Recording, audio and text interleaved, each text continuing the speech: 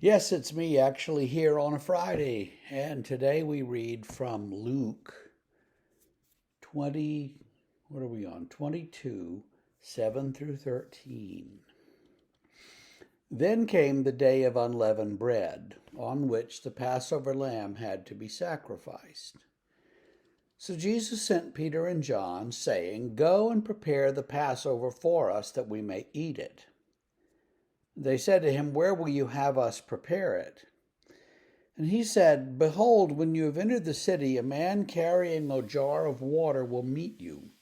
Follow him into the house that he enters, and tell the master of the house, 'The teacher says to you, where is the guest room where I may eat Passover with my disciples?' And he will show you a large upper room furnished. Prepare it there." And they went and found it just as he told them, and they prepared the Passover. So, how does Jesus know this guy? How does he know this room?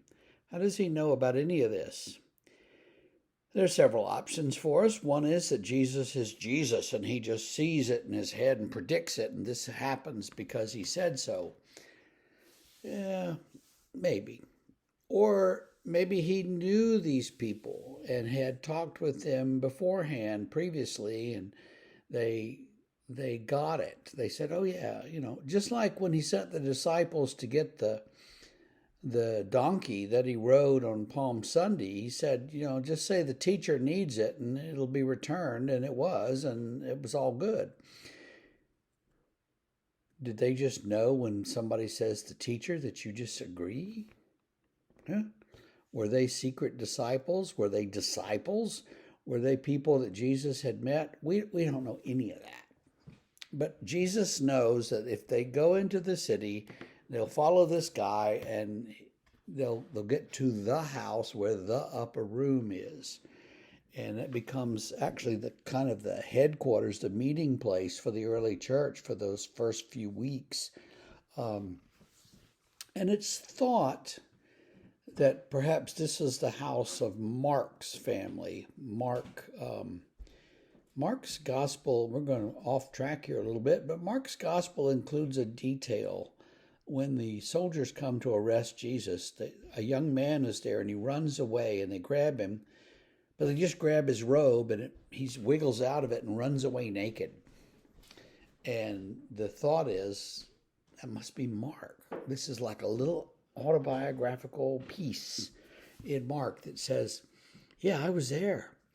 Um, and so if that is accurate, and then perhaps Mark's gospel um, was written because Mark was a part of that early church group, and maybe he was part of it because his family hosted the actual Last Supper. So, we don't know, but you can think about those things. Um, what we see here is, though, that Jesus is a faithful Jew and it's Passover, and so we have to eat the Passover. In the Synoptic Gospels, Matthew, Mark, and Luke, Jesus eats the Passover on Thursday night because Friday is the day of Passover.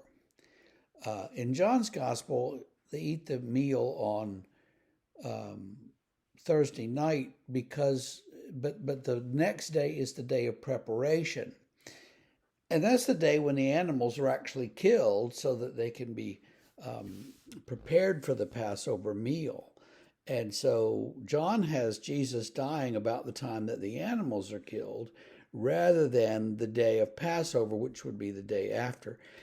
No one is sure. No one is quite sure what day or which day. We don't even know which year this took place, and so it's just difficult to know. We have a range and we can kind of figure out, but it's hard to know exactly what year, and so it's hard to know exactly what day Passover fell on, and they didn't necessarily time stamp everything in the Bible, so.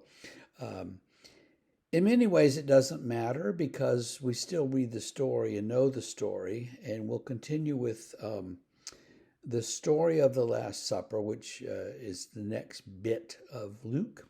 We'll do that tomorrow, and I hope that you have a great day. See you then.